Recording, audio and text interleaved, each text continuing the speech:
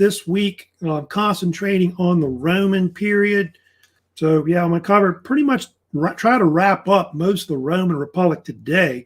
I'm going to kind of cover from the Punic Wars up to the rise of Julius Caesar and Octavian. So I'm trying to get that far, and that's a lot of stuff to cover, but we'll try to cover that today because I know later in the week, Thursday and Friday, I'm planning, of course, lectures on the Roman Empire, like so whatever we cover on that over this week. From the other day, yesterday I think it was, we had started talking about, we talked about the rise of the Roman Republic, which had developed from the Roman monarchy. I think we told you how 509 BC Republic formed. And then you got the unified, Romans taking over Italy at that point. And then you have, of course, the Punic Wars that, of course, follow. And I think we kind of covered a little bit on the first Punic War. But second Punic War, of course, I told you was the most famous one, the bloodiest of the three Punic Wars they had. And Hannibal Barca, or Hannibal, of course, called for short, of course, became famous for really starting, that particular war. I think previously we had started talking about how Hannibal had, invaded Italy, crossing the Alps, and it pushed all the way down to the southern part of Italy at that point. And so I told you how Romans amassed this huge force to fight Hannibal at the Battle of Cannae. Sometimes pronounced Cannae. It's kind of different pronunciations on how they actually say the actual name, more or less.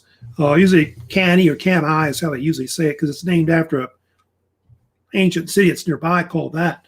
But kind of the odds. I don't know. They kind of went into that a little bit about the different size of the different armies at Cannae. But the Romans had like an army that was double the size of Hannibal's, like 80, 90,000, I think is kind of believed to be how large the actual legions they had. I think it was so big, if you watch the video, that they had two generals. They got Lucius Paulus, the main one you see there. They had another guy named Gaius Varro. Is also named, I think Lucius Paulus was the one that's killed the battle of the two generals they had. And then the other side, of course, Carthaginian side, Hannibal had about 40,000, which was comprised of infantry and cavalry. And he also had some pike forces too, which were kind of, I guess, influenced by maybe Alexander the Great in his armies before. And you can see in the battle, kind of expanded right here, but Hannibal was able, even with a smaller force, he was able to encircle the Romans' forces. That was not a very good map showing you, but he put his force kind of in a concave shape, kind of a V formation like this. And so the Romans attacked him in the center, and then he used his cavalry and his pike forces, which I think are right here, the African forces that you see here, pike forces. He was able to use them to encircle basically the Roman forces. Basically, the whole thing, their whole army got encircled. Is what happened. And I think they usually call it a double envelopment, I think is kind of what they call it sometimes, or an encirclement type battle. They think he's kind of like the father of that, Hannibal, as well. And so the Romans end up, like I said, losing something like 50,000 men killed in the battle, which is a good bit that gets killed. Then Lucius Paulus, I told you that one of their main commanders was killed in the battle. But I think the other guy got away, the other general. Forget how many escaped, but maybe 20,000 may have escaped or whatever. But most of the army was destroyed by the Carthaginians. Now, even though Hannibal was victorious, he was just as battered as the Romans were, trying to, smaller army trying to bash a bigger one. And so he could have taken the initiative at that point and maybe taken Rome, but they don't think he had enough forces to take Rome. They also think he didn't have the siege equipment to also, take Rome, which is heavily fortified. And so really, when you study about the Second Punic War, it kind of went to a draw, is what happened. If you go to this map here to show you, I guess in Italy, more or less, predominantly what happens is that Hannibal mostly seizes control of like the southern part. Like the southern part of Italy is kind of taken over by Hannibal at one point. And I think the largest city he took was Capua. south of Rome, which is like, I think, at the beginning of the Appian Way, which runs from Capua up to Rome, one of the main road systems running here between those two cities. So that's his largest city he actually took in Italy, in his invasion of Italy. Now, the Romans, decided they had to retaliate, which, if you know about, I told you about that guy, Fabius the Delayer. Well, they went back to some of his ideas, and they began to use mostly guerrilla warfare, in Italy to try to fight Hannibal because they knew they couldn't fight him head on. But eventually the Roman Senate, with this general named Cornelius Scipio Africanus, came up with a new strategy in the Punic Wars, and that was to basically strike at the Carthaginians like other parts of their empire. So that's one thing that Scipio is going to do that's pretty important overall. He was basically the greatest Roman commander really in the whole Punic Wars. Not just the second one, probably the whole thing overall. A lot of people think he was also a military genius, like up there with Alexander and Hannibal and Julius Caesar in ancient times. And what he's going to do, Scipio, is that they're going to basically invade what is Spain and then also into North Africa. That's going to be the pivotal strategy that really ends the war for of course, the Romans against the Carthaginians. So one of the first things they did was, I know in 206 BC, Scipio's forces invaded Spain first, using like the Roman Navy. They crossed the northern part of the Mediterranean Sea, landed on the east coast of Spain. And Hannibal's brother, Hasdrubal, which I think they mentioned, I think in the video, fought him for control of Spain, Hispania, and eventually Hasdrubal was killed basically in the conflict. I think by 204, 203, they were able to eventually take over Spain after that. Then after that, what happened was the Romans then from Sicily, from there, like in part of Italy, would use their navy to cross eventually to invade North Africa. That's the next thing that, of course, Scipio would do with his forces. And that's going to eventually draw out Hannibal. And he's still, fighting in Italy at that point, but it's going to force Hannibal to eventually return to fight in North Africa against Scipio's forces that are there. So that's going to eventually lead into one of the pivotal battles of the Second Punic War, the Battle of Zema, which of course occurred in the year 202 BC that you have. And here you go, you got the two sides that's there. You got Hannibal on one side versus Scipio Africanus on the other. They kind of have similar type of forces that are there. That battle is pretty important. It's kind of a decisive battle that's there. You can see Hannibal also began to use his elephants again, like in North Africa. He used about 80 war elephants, along with almost 50,000 amount of troops as well. And then Scipio had not as much infantry compared to Hannibal, but Scipio realized that cavalry was very important, and so cavalry kind of played a major role in this particular battle.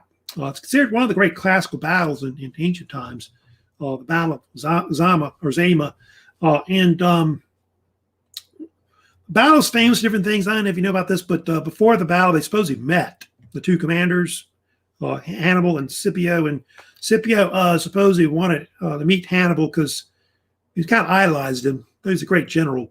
But he also thought that he could get him to surrender, and he thought the war was kind of coming to an end, and he thought he'd just surrender, that'd be it, for the war.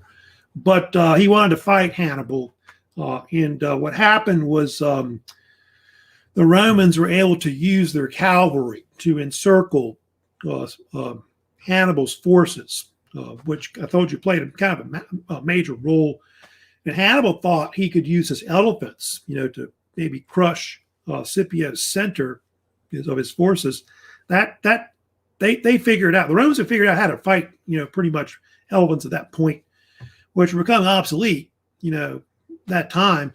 and they realized that they could just part their ranks and just elephants would go right through. And they also realized they could use trumpets to scare the elephants. They'd kind of run off. And so they were able to kill them in the back. And pretty much they didn't really play much of a role in really helping Hannibal at all. And Hannibal's forces, he ends up most of it getting wiped out. Like his force either killed, wounded, or captured in the battle. And so that basically ends the Second Punic War within after that. And so what happens afterwards is that basically Carthage ends up being forced to pay war reparations to the Romans, which will take, I think, almost 50 years to pay. And they also lost Spain as well. So Spain is taken over by the Romans at that point. And so Carthage is kind of a weakened state afterwards. So it's not as powerful. Hannibal did stay in power afterwards, believe it or not, for a few years. But he was later forced into exile in the East. And they actually ended up fighting for like some of the states like the Seleucid Empire, which was, I think, being attacked by the Romans and all that. He was a naval commander and things like that in the East. But he doesn't die until, I think they say, 183 BC. I think he committed suicide because I think the Romans were going to try to capture him or something like that. But the Romans still feared Hannibal even after he was dead. That's the crazy thing about it. Right, moving on. Let me also talk about as well. Let's talk about the fact that after that war, you had another war, of course, happen, which is the Third Punic War that came in. The Third Punic War was a really decisive war. This war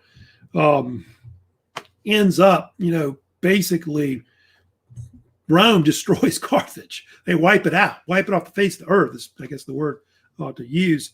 They think it was sparked by the fact that Carthage had been, like I said, neutered as a state. They didn't really have any real power afterwards. And there was some kind of treaty signed between them where they could not fight their neighbor unless, like Rome basically gave them permission. And so that was one reason, because the Carthaginians wanted to go to war with Numidia, which was nearby in North Africa. And then Rome feared that Carthage was going to come back and fight them.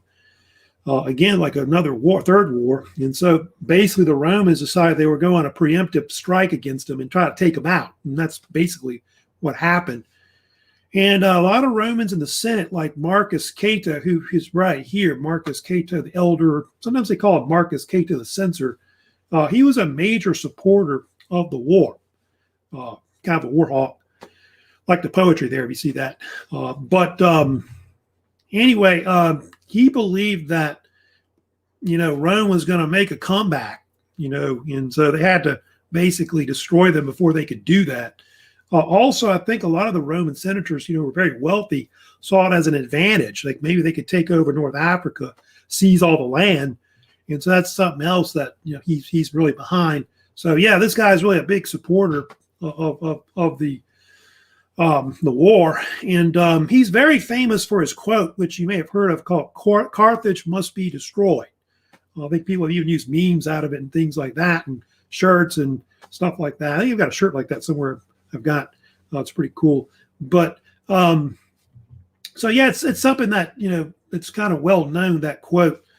So yeah, that's kind of the thing that would help spark the war and lead to the so-called Third Punic War. Hey, Jessica, what's going on this morning? Anyway, so what happens is basically the Romans invade Carthage again, which occurs in the year 149 BC. And I think the Carthaginians were going to surrender to them, but they decided that they would retreat back into their city. And so they get laid siege to for about 3 years. Yeah, 3 years of the siege of Carthage would last. And they couldn't find any competent generals. And eventually they got this general named Scipio Aemilianus, who was actually a grandson of Scipio. I think he was adopted. But he was one of the main generals that would eventually sack the city of Carthage in the year 146. Anyway, in the spring of 146, the Romans would end up sacking the city. And I think it was I'll talk about Polybius. I think Polybius, one of the main historians that writes about the Punic Wars, he claims that the majority of the people were killed because not only would they sack it, but the city evidently caught on fire. And Polybius said it burned for something like 17 days. Yeah, 17 days, ridiculous. And only about 50,000 people actually survived, which was like 10%. So 90% of the inhabitants were actually wiped out at one point. And not much is left of course, the city of Carthage. You can see here's some kind of ruins of Carthage that exists now today. It's mostly in ruins, like burned out houses, pretty much. The most famous picture, of course, is of course the aerial view here. You can see that not much is left of the city of Carthage. It was literally just obliterated, from the earth. And so one thing that's very famous, about the conquest, of Carthage and all that was that there's a story you may have heard about how the Romans afterwards plowed it under and salted the earth. You might have heard that famous legend about it, but they don't think it's really true. They think it's a made-up story, more or less. The Romans actually came back later and rebuilt like a nearby city. I think maybe called the same name or something like that, but they kind of rebuilt it nearby. But that's a Roman version of Carthage. I guess that kind of came later. But the old Carthage, the one that originated the Carthaginians, was totally destroyed. So the whole legend of the salting of the earth, they don't think that's true. Now it would have been a hell of a lot of salt. They would have to put down, I think it was like 50 square miles, I think, at one point that the city may have actually been included, because it had like 500,000 people living there, they say, originally. Now, so yeah, that's pretty much Carthage after that. So pretty much after that, the Romans start expanding afterwards. You get the decline of the Roman Republic afterwards, where you get the empire starts coming in afterwards. And that's why the Punic Wars are kind of important. The Punic Wars are kind of like the catalyst that led to the Republic becoming an empire. It starts spreading out throughout the Mediterranean basin. And over time, the whole Mediterranean Sea becomes like a Roman lake. I think somebody joke about it sometimes, historians. But the Romans would sometimes call it Mare Nostrum, which means our sea or something like that. Or they would say some names like that. Or I think another name was like Eternal Sea, I think is another name they also would call it as well.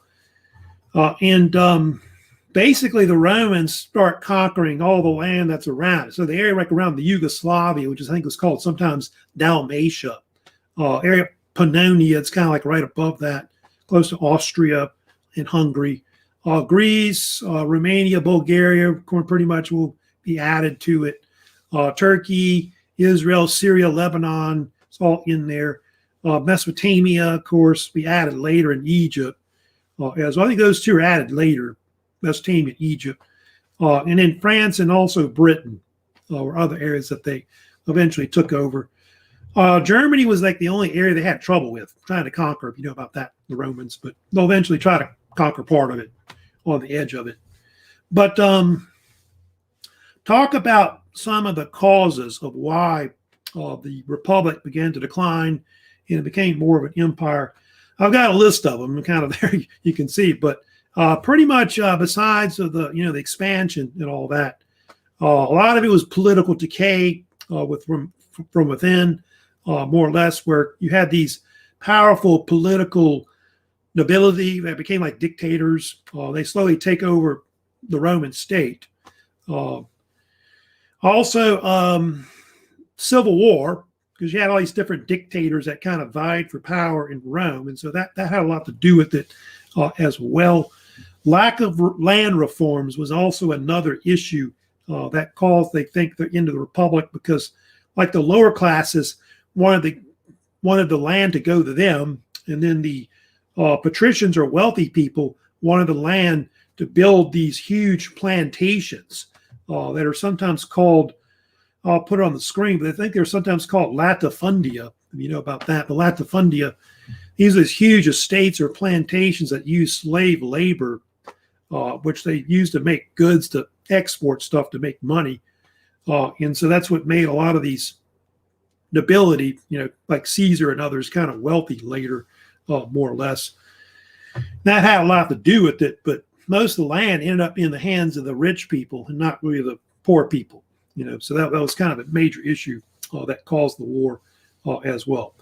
Now I'm going to get into the main thing today. I guess it really causes the whole thing to really, really pan out, to cause the end of the republic becoming more of an empire. That's the rise of all these political dictators that kind of take over the government, the Roman Senate. They control the armies in general. And of course, they actually caused several civil wars, like 3 or 4 civil wars to actually break out that pretty much gets rid of the old traditional republic that we know of. Oh, and these are some of the men we're talking about: Gaius Marius, Cornelius Sola, Gnaeus Pompey, Marcus Crassus, Julius Caesar, Mark Antony, Octavian. We'll talk about all these different men at one point that ruled, that started basically the end of the republic, all that. And one of the first I'm going to talk about, they think, that helped to cause the decline of the republic was this man named Gaius Marius, who was a very famous military commander. He was also a statesman. He was a Roman senator as well. And Marius was this famous general that was known for his Marian reforms. These were various reforms that he made to the Roman army, which he kind of designed it to be more professionalized because of the fact that so many men had been killed in the Punic Wars. And of course, going back to the Punic Wars, most of the troops that could fight were predominantly men that I think owned land or had some kind of wealth. They used to break, I think, the soldiers down into different ranks. I think 1st through 5th class, I think it was called. And so the more wealthy were like the 1st class, and then the 5th class was more poor. They had. But what they did with the Marian reforms, of course, was they allowed any Roman male citizen could join. I think you had a minimum age of like 17 that you could join. I think the 17 to 54, I think is what I've got, maybe is the military age in Rome.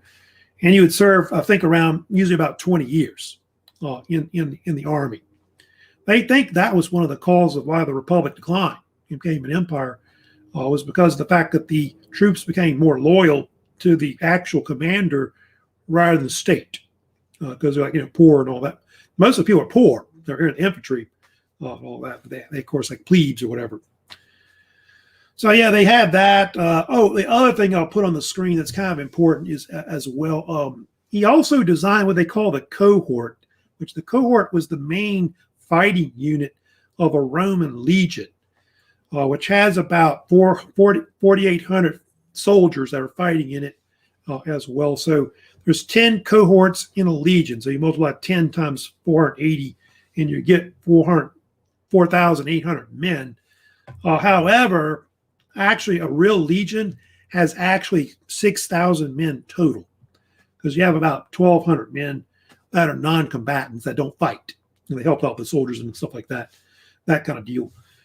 But that's some of the things that he's kind of known for, of course, Marius. Marius was also famous, by the way, for serving 7 years as a Roman consul. That's kind of a record. Nobody's ever done that before.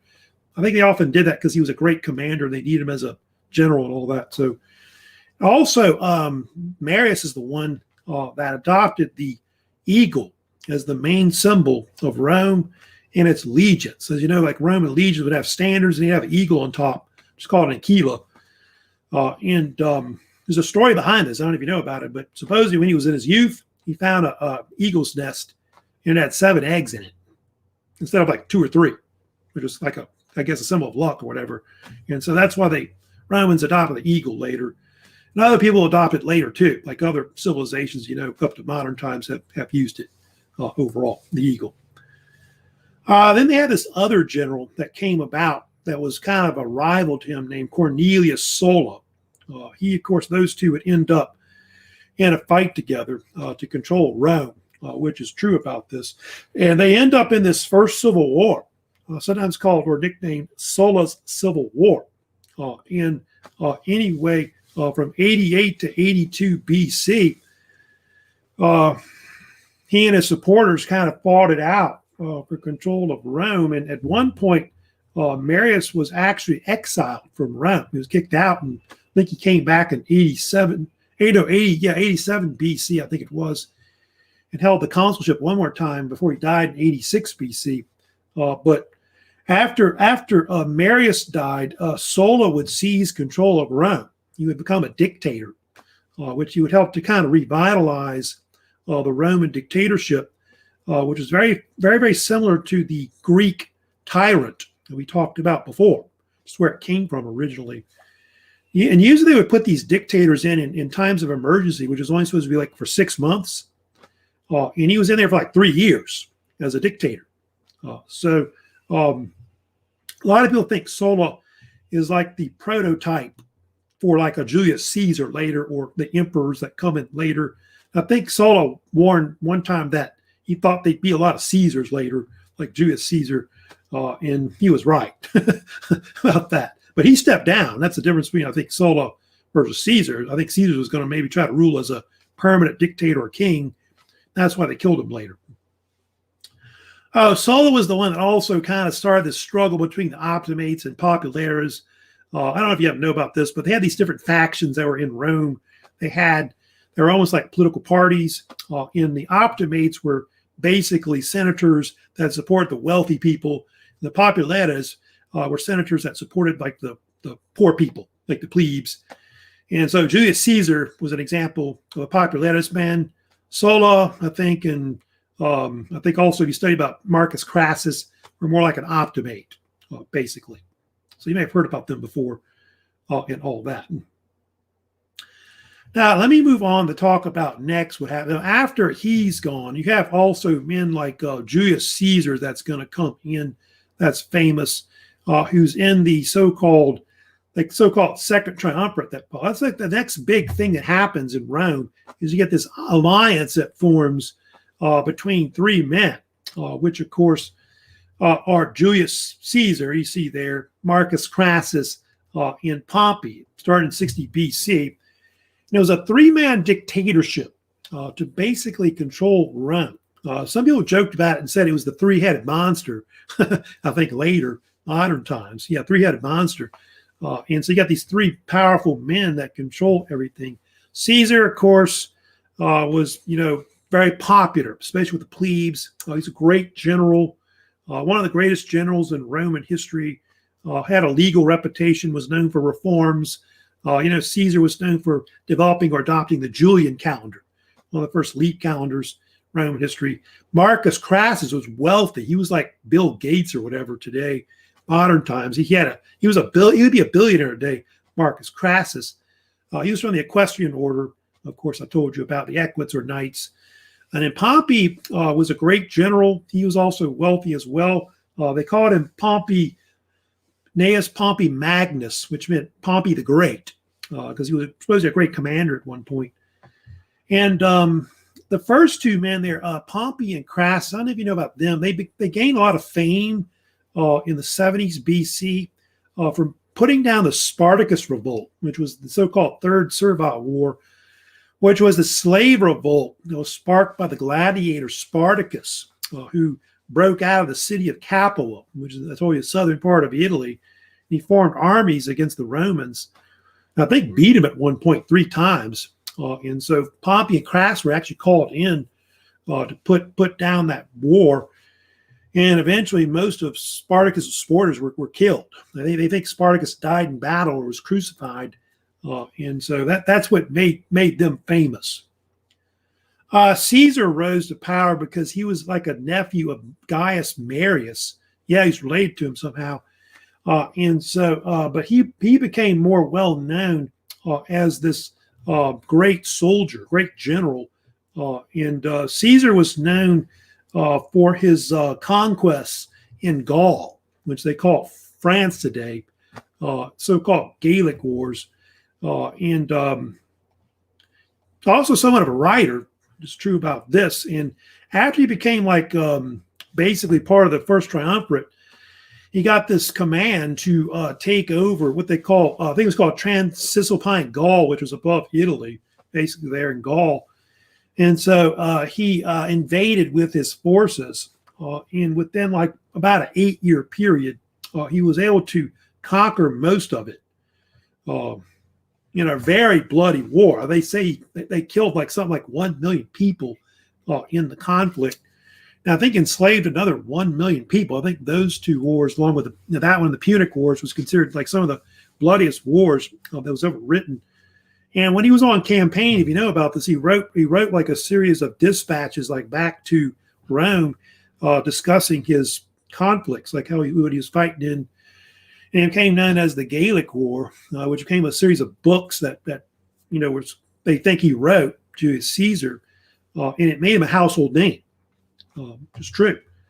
And he was also known for invading Britain. He invaded Britain twice in 55, 54 BC, because some of the Gaelic peoples had crossed the English Channel into Britain, so he went after them. And they also actually invaded into Germany, which is true about that. And he actually did a deal, which is kind of interesting. He built a bridge across the Rhine River, like bridged it, whatever. But the Romans really don't go much into Germany, as you know, later. But that's something that made him, like I said, a household name, Julius Caesar at that point with the so-called Gallic Wars. Well, while that's going on, the other thing that happened too was basically you had a deal where Crassus was fighting in the east. Kind of mentioned about this a little bit, but Crassus, I guess, was kind of getting concerned that Julius Caesar's, getting all this fame, whatever. So Crassus goes to fight basically the Parthian Empire, I think around Turkey and Syria. He gets killed in Battle of Carrhae, I think it's called, 53. And so that caused the whole first triumvirate to fall apart. And I don't know if you know much about this with, go back to this list here with the first triumvirate. But part of what was holding it together was the fact that if you go to what is Pompey right here, Pompey actually had married Caesar's daughter. I think her name was Julia, but she had died from childbirth. And so with basically Crassus dead, and then basically, Julius Caesar's daughter dead, there was no link there between Pompey and Caesar anymore. And so the two became enemies after that. And what ends up happening, of course, is that basically Caesar ends up igniting a war against Pompey, because Pompey decides that he's going to support basically the Roman Senate. One of the things that happens, Pompey and Caesar were originally Populetas men. They were kind of equal to each other and same kind of factions, support of the lower classes. And Pompey decided he decided to switch sides. So he decided to switch to Optimates with the wealthier people in the Senate. And so they think this ends up causing Caesar's civil war to break out in 49 BC. And so Caesar, Pompey, their supporters end up fighting for control over the Republic at that point. So that's what basically caused the whole, war to break out. Anyway, so you get this whole new conflict that occurs at this point. They call it Caesar's Civil War. Some people call it the Second Civil War. I think it's like the second major civil war that'll break out at this point. And what ends up happening is Caesar decides to take his armies, which are in Gaul, march them towards Italy. And he reaches a river that's called the Rubicon, which is in the northern part of Italy, the Rubicon River Rubicon, and he crosses it. You know about this. And when he's at that river, he makes that famous quote, "Alea jacta est," which means the die is cast, or the die has been cast, basically. He realized that once he crossed that river, there's no going back. There's actually an old saying, of course, which is crossing the Rubicon. I'm crossing the Rubicon. There's no going back.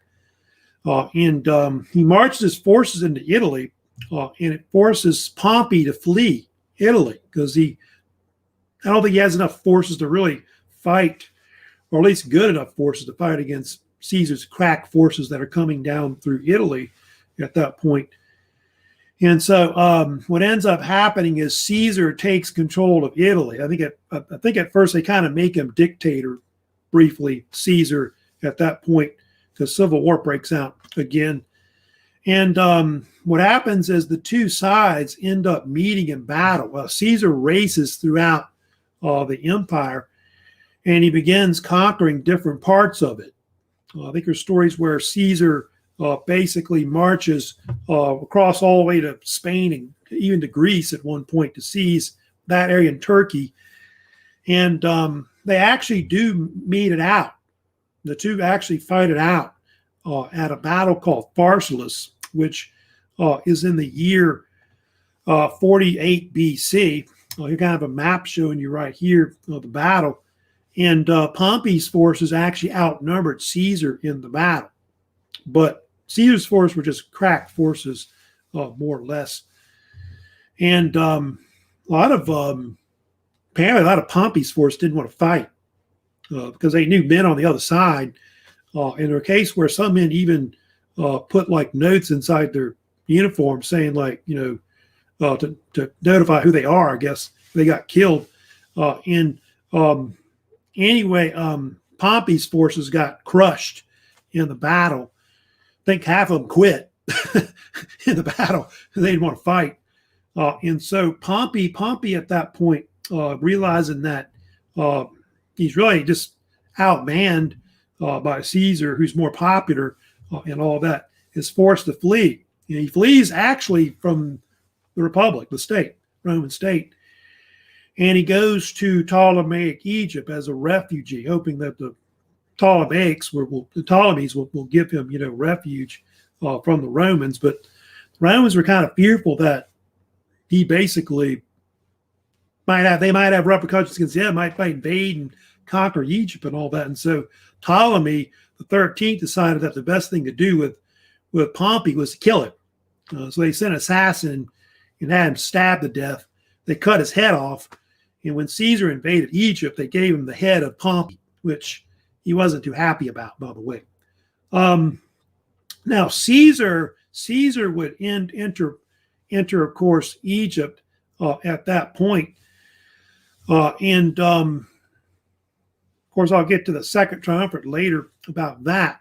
But he's going to eventually enter, of course, Egypt right here and invade there. He's there, of course. One of the things that he does that's very famous, that's well known, he allies with Cleopatra at this point, who is the sister of, by the way, Ptolemy XIII, who the two, by the way, at the time were co-ruling.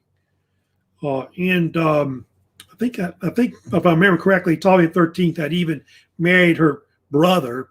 The traditional thing the Egyptians did, about that. And as you know, Caesar and Cleopatra become lovers. They later had one son together named Caesarion. And of course, the age difference was really big. Caesar, I think, was, I want to say 52. I think she was maybe around 20, give you an idea. And they think Cleopatra seduced Caesar, hoping to gain power and all that. And she did. I think she becomes his mistress afterwards. I know that. And basically, Caesar and, of course, Cleopatra end up in a war against Ptolemy XIII.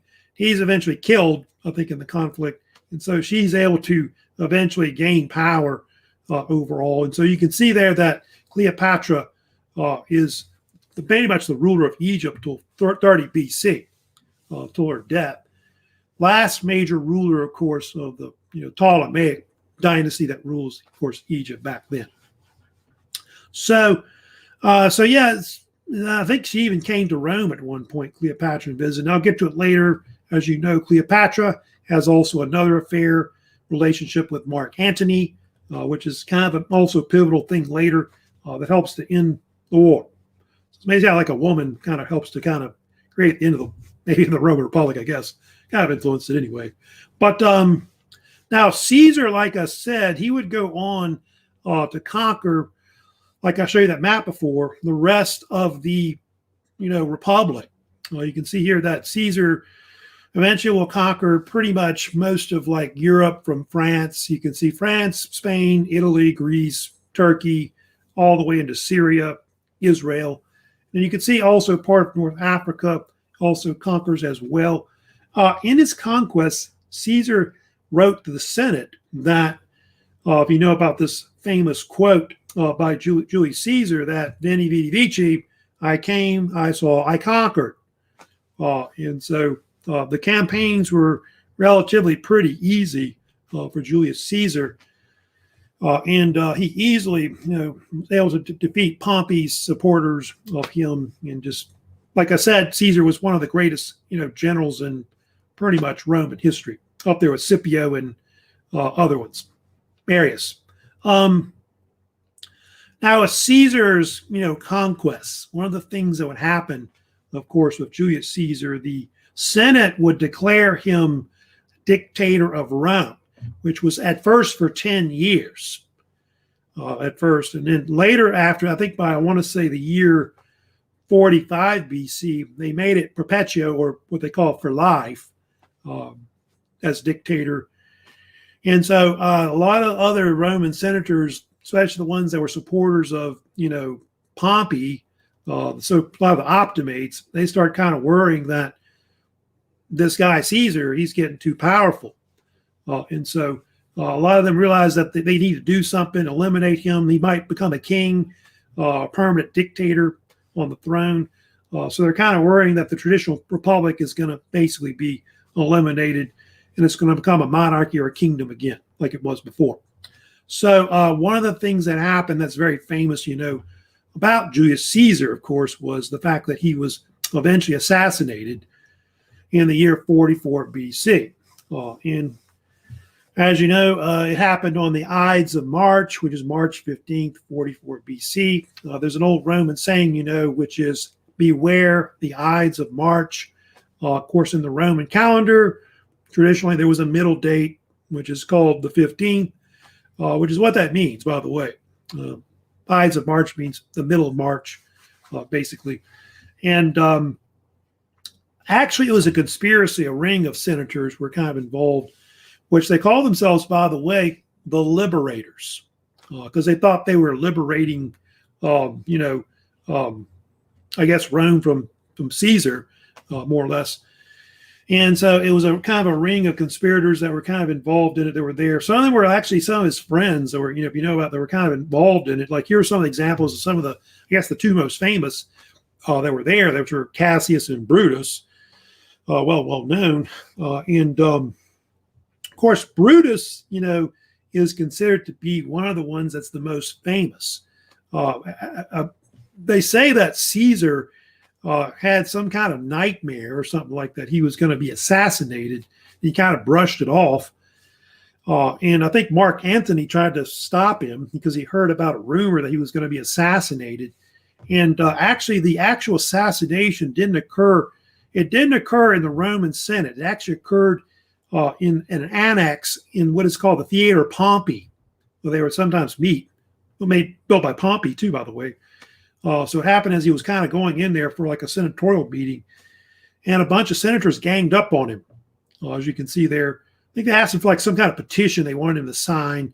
And then as he walked away, they took out their knives and their togas and started stabbing Caesar.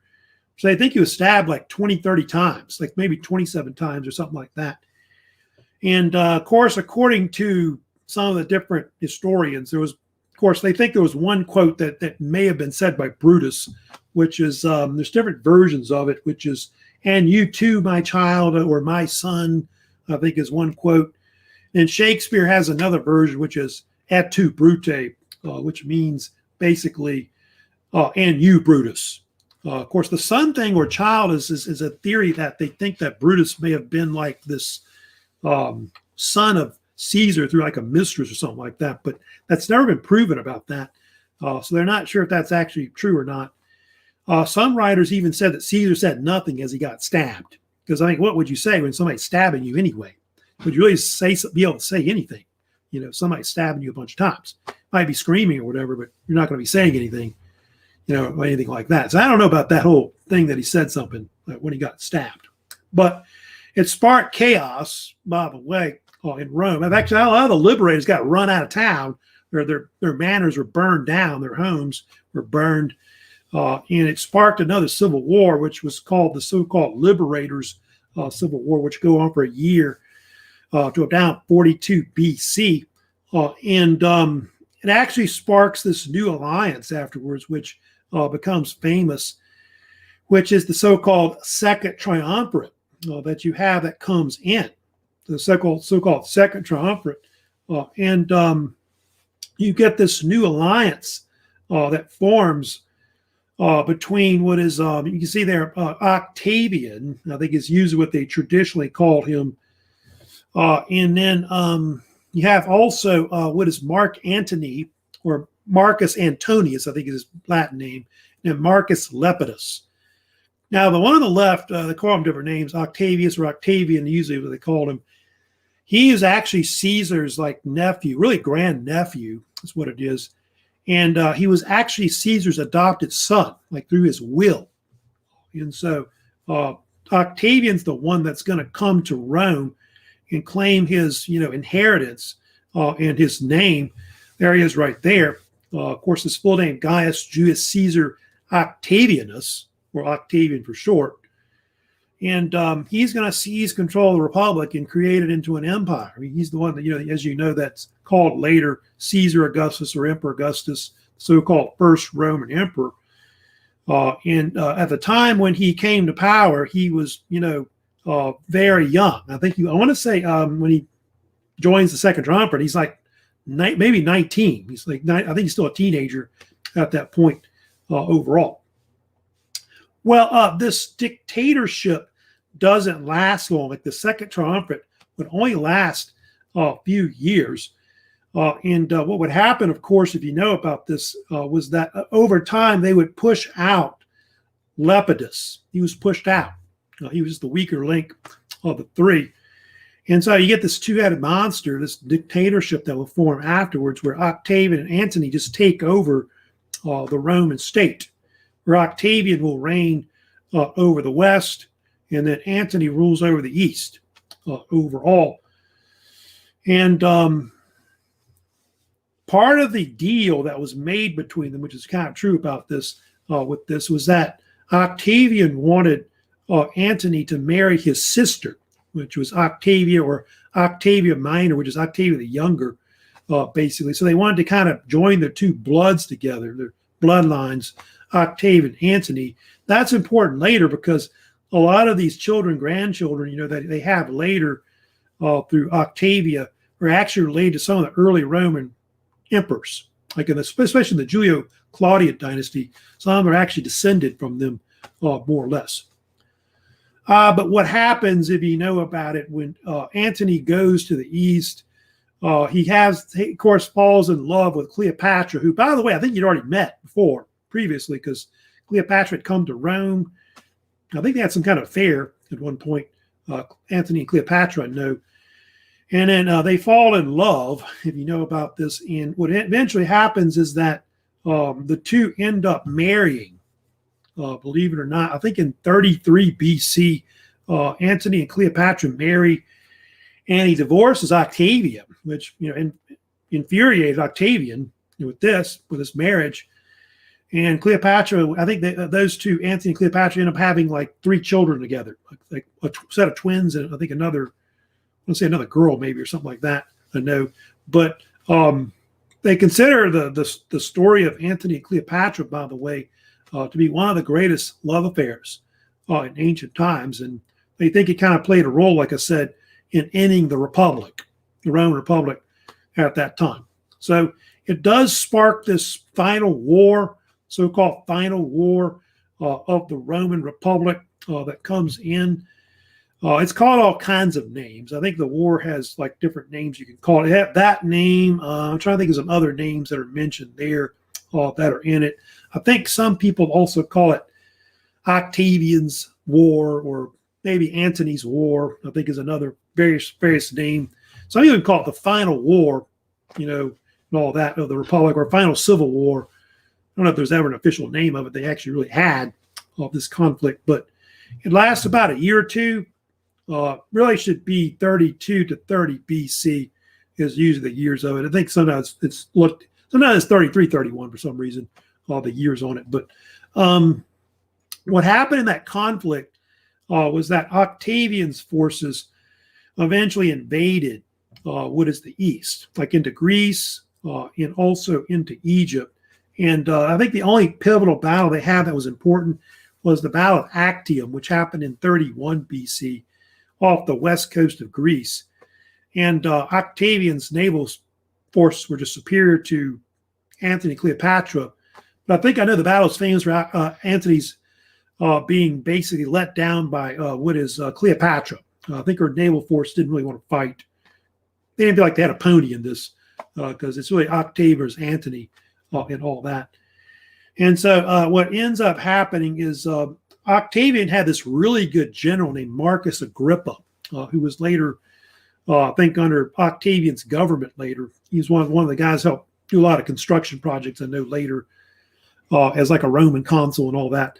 But he basically is the one that invades Egypt.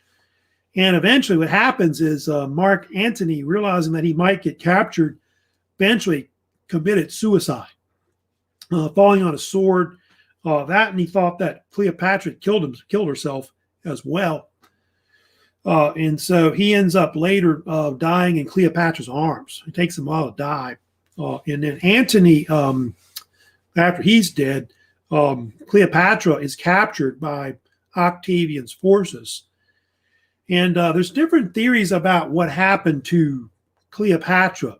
Some people think that Cleopatra poisoned herself with some kind of poisonous snake, like an asp. That's been the theory that has been put forth. I know the writer Plutarch in the life of Antony mentions that story about the poisonous snake being brought in, and that's how she died.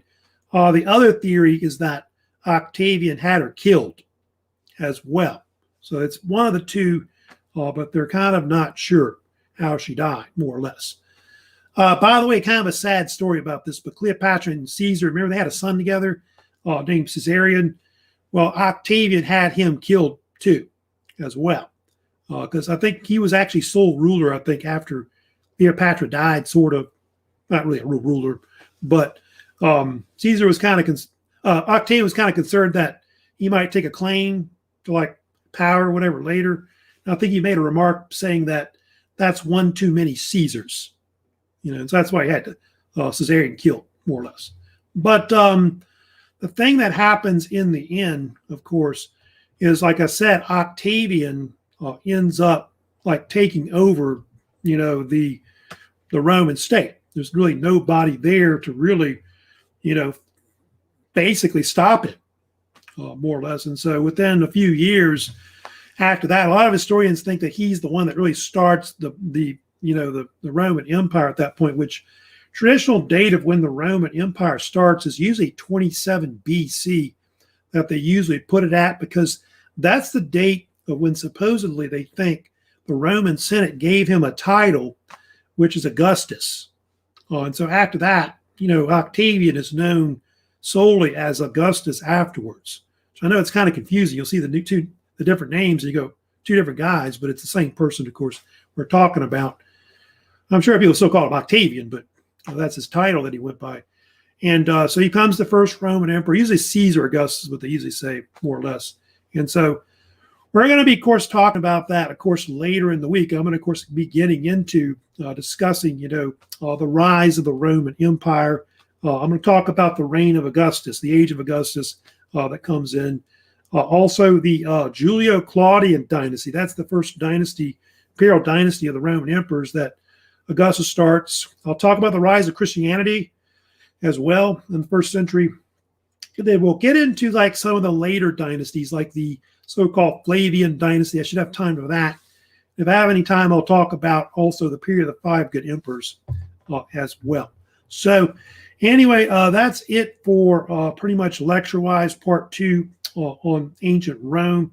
Doesn't look like there's any questions right now about of course, the lecture today. But if you have any comments, like I said, comments, questions, about this lecture or previous lectures, let me know, of course, on my YouTube channel. Also, don't forget as well, you have various assignments you've got up. Second exam, of course, will be up till around the weekends time. So, try to get that done. That's pretty much your main assignment right now. You need to work on the most.